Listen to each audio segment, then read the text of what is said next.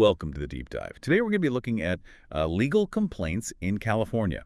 Oh, very interesting. Yeah, you've given me this huge stack of legal guidelines. Yeah. And I'm excited to dive in and figure out, what are the most important things people should know. I think what people would find fascinating is how much goes into just starting a lawsuit. Oh, yeah. It's not just, Right, just like a rant. it's not just some angry letter, Yeah. There's a lot of strategy that goes into it. And, if you mess up the complaint, Oh, really? you could lose your case right from the start. Okay, so you mentioned strategy. Right. Like what makes a complaint strategic? Well, think of it like a chess game, right? Your opening move sets the stage for everything that follows. Okay. So in California, even seemingly minor details like formatting can have a huge impact. Wait, really? Yeah, format. Tell me more about that. Yeah, so California courts are really strict about format. Oh, wow. Everything from the paper type and font size to line spacing and even hole punching. Oh my goodness. Has to comply with very specific rules. So are these rules like online somewhere? They are. Okay. Yeah, they're in the California Rules of Court, Okay. and it ensures, some level of fairness and consistency across the board. I see how that levels the playing field. All right. But, some of these rules seem really excessive. Yeah. Like, is it really that big of a deal if someone uses, like Comic Sans or something? You'd be surprised courts have actually dismissed cases Wow. over formatting errors. Really? And to your point, the rules do get very specific. Okay. For example, the typeface must be essentially equivalent to Courier Times New Roman or Arial. Okay, so there's not much wiggle room there. Not much wiggle room at all. Okay. You got to stick to those classic fonts. So does that mean everyone who's filing a complaint has to, become a formatting expert overnight? Not necessarily. Yeah. California also offers something called Judicial Council form complaints. Okay. And these are basically pre-approved templates. That take all the guesswork out of formatting. That's nice. Yeah, it's a huge help for people who aren't familiar with all the really specific details. So it's like a safety net almost. Exactly. Okay, that makes It sense. streamlines the process and makes sure, everyone has access to a standardized format. Right. Okay, so speaking of access, Right. let's talk about the parties involved in a lawsuit. Okay. How important is it to get their names and roles right in the complaint? That's absolutely crucial. Okay. You need to clearly identify all the parties and their legal status, whether they're an individual, Right. a corporation, a partnership, or something else. Yeah. It's really about establishing accountability right from the start. It's like, sending an important letter. Right. You wouldn't just send it to, whoever lives at this address. Exactly. You need the right name and title to make sure it reaches the right person. Precisely. And sometimes you might not even know the identity of everyone involved. Oh, interesting. That's where we get into this concept of Doe defendants. Ah, the mysterious Doe defendant. Yeah. It sounds like something out of a spy novel. Yeah, it's a really interesting strategy that's used when a plaintiff isn't entirely sure who all the responsible parties are. Okay. So they use these Doe designations as placeholders until they can uncover the true identities through discovery. That's pretty clever. Yeah. But what about if you're dealing with, a business Right. and you're not even sure about their structure? But can you still use Doe defendants in that scenario? Absolutely. Doe designations can apply to both individuals and businesses, Okay. especially when their legal structure is unclear. Okay. It's kind of a way to cast a wider net and make sure you're not leaving any potential defendants out of the lawsuit. Okay, so let's say you figured out, the formatting. Right. You've named all the parties. Yeah. You're ready to lay out, the actual accusations. Right. Like how much detail does a complaint actually need to go into? So that brings us to this idea of fact pleading in California. Fact pleading. Yeah. You need to allege what are called the ultimate facts, Okay. which are basically the essential elements of your legal claim. So not just evidence? Not just evidence yet. Okay. At this point, you're not trying to prove everything. You're just laying out the framework of your case. So it's like painting a clear picture of what happened, but not necessarily proving every single detail right now. Precisely. Huh. You're providing that skeletal structure, not the fully fleshed out body yet. Okay, I'm starting to see the distinction. Right. But how specific do these ultimate facts actually need to be? Yeah. Could you give me an example? Sure. So let's say you're bringing a negligence claim. Okay. You can't just say the defendant was negligent. Right. You need to allege their specific actions that led to the harm. Okay. So, for example, you might say they were speeding, Right. they ran a red light, or they failed to maintain their brakes. Okay, so those are very concrete actions. Right. Not just like a general statement. Exactly. And this applies to various types of legal claims. Oh, okay. So whether it's breach of contract, fraud, any of those, you need to lay out the essential building blocks of your case, not necessarily get into the evidence just yet. Got it. Yeah. Um, okay. I think I'm starting to get the hang of ultimate facts. Okay, good.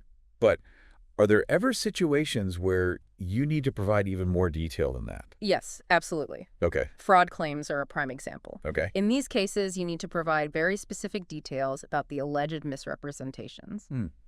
Why the need for such detail with fraud? Well, fraud's a pretty serious accusation, Yeah. and it wouldn't be fair to a defendant to face those allegations without knowing the specifics. Right. Imagine being accused of something without knowing exactly what you were supposed to have done. Right. That makes sense.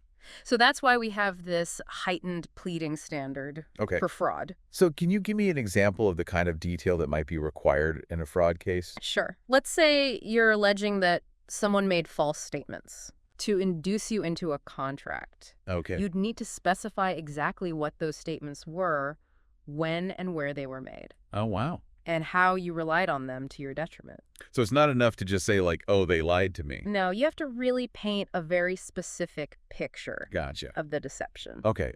So we've tackled formatting, Uh-huh. naming parties, the level of detail needed. Right. What about potential defenses? That's a great question. Yeah. That brings us to this idea of pleading around defenses. Pleading around. Yeah, plaintiffs often try to anticipate potential defenses Okay. and address them proactively in the complaint. So it's almost like playing offense and defense at the same time? Yeah, it's a great way to put it. Okay. You're trying to preempt any arguments the defendant might raise. Okay, so what's an example of a defense that a plaintiff might need to plead around?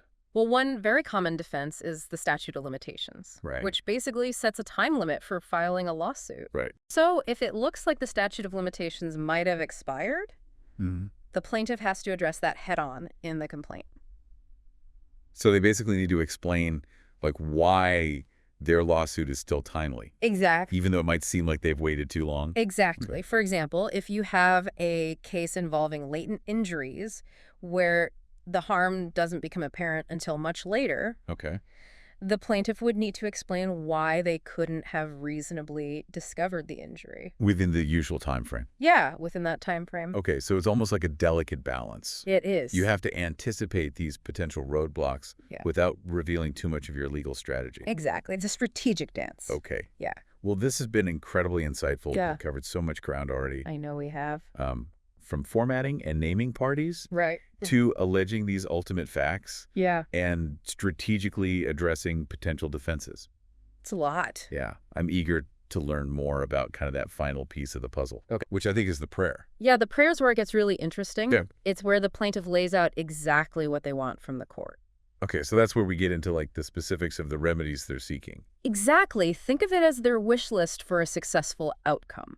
Okay, I'm definitely intrigued. But before we dive into the prayer and all of its implications, let's take a quick break. Okay, sounds good. When we come back, we'll continue our deep dive into the world of legal complaints in California. So stay tuned. All right. All right, so we're back and ready to unpack this whole prayer thing in a complaint.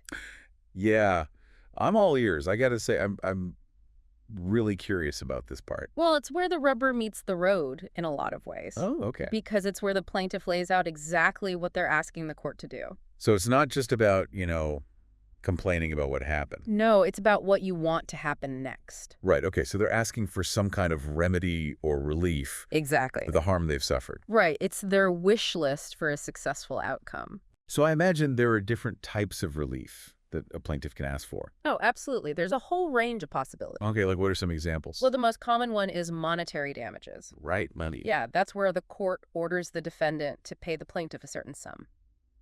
Okay. Makes sense. But what if money doesn't really fix the problem? Right. Sometimes you need something more than just cash. Yeah. That's where we get into things like injunctive relief. Injunctive relief. Yeah, that's basically a court order that tells the defendant to stop doing something. Okay. So like a restraining order almost. Yeah, very similar. It's about preventing future harm. Mm-hmm. Interesting. And then there's declaratory relief. Okay. This is a new one. Yeah, this is where the court clarifies the party's legal rights. Oh, I see. So it's not about money or stopping an action. No, it's about getting a legal interpretation. Right. Like settling a dispute about what the law actually means. Exactly. Okay. So back to this prayer section. How much detail does a plaintiff need to provide about the relief they're seeking? Well, it needs to be specific enough that the court knows exactly what to order. Okay, so can they just say like, oh, I want justice? No, justice is a little too vague Right. for a legal context. They have to quantify it somehow. Exactly. They have to say things like, I want $10,000 in damages, or I want the defendant to stop harassing me. Okay, so it's about being clear and concise. Right. It's not the place for flowery language or emotional appeals. It's about laying out the legal remedies you're seeking. Now, what happens if the plaintiff forgets to ask for a specific type of relief in the prayer?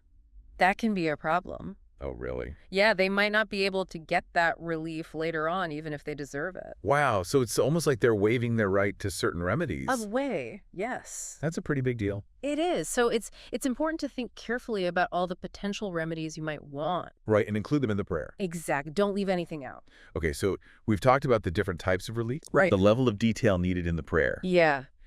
Now, what about this whole concept of verification? Ah, yes, verification. What is that all about? So basically, in some cases, the plaintiff has to sign the complaint under oath, Under oath. swearing to the truth of the allegations. Oh, wow. So it's like taking the witness stand before the trial even begins. In a way, yes. Okay, and this is required in every case. Not in every case, no. Okay, so when is it required? It's mandatory in certain situations, like when you're suing a government entity. Okay, and why is that? Well, it adds a layer of seriousness to the allegations Okay, and serves as a deterrent against frivolous lawsuits. that makes sense. And in some cases, the plaintiff might choose to verify the complaint even if it's not required. Oh, why would they do that? Well, it can be a strategic move. Oh, okay, how so? A verified complaint can be used as evidence in some pretrial motions. Okay, Like, let's say you're asking for a temporary restraining order. right. Having a verified complaint can really bolster your chances of getting that order. So it's like adding an extra layer of credibility to your claims. Exactly. It shows the court you're not messing around. Got it. But are there any risks to verifying a complaint? There are some potential downsides. Okay, and what? Well, for one, it locks you into a specific version of events. Oh, right. Complaints can be amended, Mm-hmm. but changing a verified complaint can be a lot trickier. I see. And it might raise some eyebrows about your credibility. So it's about weighing the benefits against the potential drawbacks. Exactly. Okay. And what's the biggest risk of verifying a complaint? Perjury. Oh, yeah. If it turns out that you knowingly made false statements in a verified complaint, Uh-huh. you could face serious legal consequences. Right. So it's not something to be taken lightly. Not at all. Okay, so this whole verification process, Yeah. is it always the plaintiff who verifies the complaint? It's generally best practice for the plaintiff to do it themselves. Okay, and why is that? Well, it reinforces the personal nature of the allegations. Right. And ensures that they're the one taking responsibility for the truthfulness. Makes sense. But are there any exceptions to that rule? There are some limited circumstances where an attorney might verify the complaint on behalf of their client, Okay. but it's generally frowned upon. Right. I can see why. Yeah, courts tend to only allow it when the client is unavailable or when the attorney has firsthand knowledge of the facts. Okay, so it's not ideal. No, it's definitely a last resort. Okay, so sticking with the plaintiff as the verifier is usually the safest approach. Generally speaking, yes. Okay.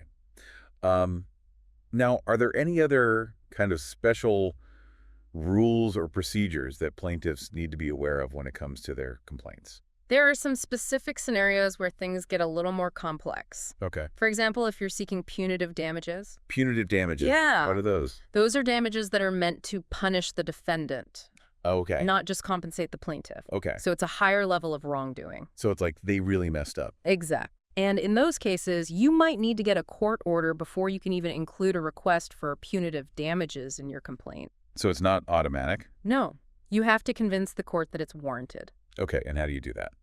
Well, you have to show that there's a substantial probability Okay. that you'll be able to prove the defendant acted with malice, oppression, or fraud. Okay, so it's not just about negligence. It's about something more intentional. Exactly. It has to be pretty egregious conduct. Okay, are there any other situations where you need to get a court order before you can file a complaint? Yeah, there are a few other examples. Okay. For instance, if you're suing a religious corporation for negligence, Okay. you'll also need a court order before you can seek punitive damages. Oh, interesting. So there are special protections in place for certain types of defendants? Right. It's all about balancing competing interests. Okay, so these pre-filing requirements are kind of like a safeguard. You could say that. They ensure that certain types of claims are subject to more scrutiny. Okay, well, this whole discussion about verification and punitive damages Right. has been really eye-opening. Good. I'm glad to hear that. But I know we have one more big topic to cover, Yes, we do. which is suing a business entity. Right. Because suing a business is not the same as suing an individual. Right. There are a whole other set of rules and challenges involved. Yeah, and before we venture into that corporate labyrinth, let's take another quick pause. Okay. When we come back, we'll continue our deep dive into the world of California legal complaints. So stay with us.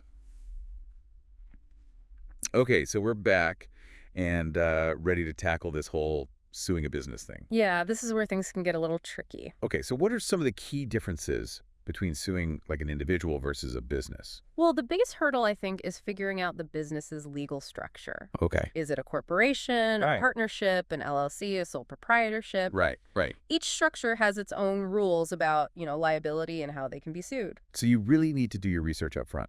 Absolutely, you got to know what you're dealing with. Yeah, it's like you're trying to choose the right key for a very specific lock. That's a great way to put it. Okay. And it's not just about getting the structure right. Okay. You also have to make sure you're suing the correct entity within that structure. What do you mean by that? So let's say you have a large corporation. Okay. There might be parent companies, subsidiaries, all sorts of different entities operating under that same umbrella. Right. Suing the wrong one can be a fatal mistake. So it's not as simple as just naming the company everyone knows. Right, you need to dig a little deeper Okay. and do some investigation. Exactly. You need to figure out which specific entity is responsible for the harm. Okay. And then how do you actually reflect that in the complaint? Well, you need to clearly state that entity's legal status in the complaint. Okay. For example, you might say XYZ Corporation, a corporation duly organized and existing under the laws of the state of California. So you're not leaving any room for doubt. No, you got to be very precise. Got it. Now, what about partnerships? Partnerships are a whole other ballgame. Okay, but what makes them so unique? Well, in a partnership, the partners can be held personally liable for the partnership's debts. So it's not just the partnership itself on the hook. Right. You can go after the partner's personal assets. Okay, so how do you actually go about naming those individual partners in the complaint? So you might need to name them both in their individual capacities Okay, and as partners of the partnership. so you're kind of casting a wide net there. Exactly. You want to make sure you're covering all your bases. Right, okay, so let's say I'm like completely lost. Mm-hmm. I'm not even sure about the business's legal structure. Right. I don't know the names of all the people involved. Right. That happens sometimes. What do I do? Well, that's where those DOE defendants come in handy again. Oh, right, the mysterious does. Yeah, you can use them for both individuals and businesses. So it's like acknowledging that there are some unknowns, Right. but you're still trying to preserve your legal rights. Okay. So you might name the business and all its potential capacities. Okay. ABC Company, a corporation. ABC Company, a partnership. Right. And then throw in some DOE defendants for good measure. So you're not limiting yourself. No, you're keeping your options open. Okay, so let's say we've identified the right defendant. Mm-hmm. How do we actually make sure they get the complaint? Ah, yes. Service of process. Service of process. Yeah. So I'm assuming it's not as easy as just mailing it to them. It's a little more involved than that. Okay. Each type of business entity has designated individuals who are authorized to receive legal documents. Okay. So for a corporation, it might be the registered agent Okay. or a corporate officer. Uh-huh. For a partnership, it might be a general partner. Okay, so you really have to know who you're looking for. Yes, you got to do your due diligence. Okay. And what happens if you don't serve the complaint properly? Well, the defendant can argue they were never properly notified, Oh, wow. and that can lead to all sorts of problems. So you're basically back to square one. Pretty much. Yeah. Okay. Well, this has been incredibly helpful. Good. I'm glad. It seems like suing a business is a whole different ballgame It is. than suing an individual. Yeah. There's a lot more to think about. Yeah, a lot more research involved. Absolutely. We've covered so much ground in this deep dive. We have. From the nitty-gritty of formatting Yeah. to these really strategic considerations of pleading around defenses Right. and now navigating these unique challenges of suing businesses. It's been a journey. Yeah. I feel like I have like a master class in legal complaints now. Well, I hope our listeners feel the same way. Yeah, I hope so too. The more you know about the legal system, the better equipped you are to protect your rights. Couldn't agree more. Well, thanks for joining us on this deep dive into the world of California legal complaints. My pleasure. We encourage you to check out the resources we've mentioned Yes, definitely. and, keep exploring this area of law. Yeah, it's fascinating stuff. Yeah. It is. And, if you have any questions, feel free to reach out. Absolutely. We're always happy to help. All right. Until next time, keep diving.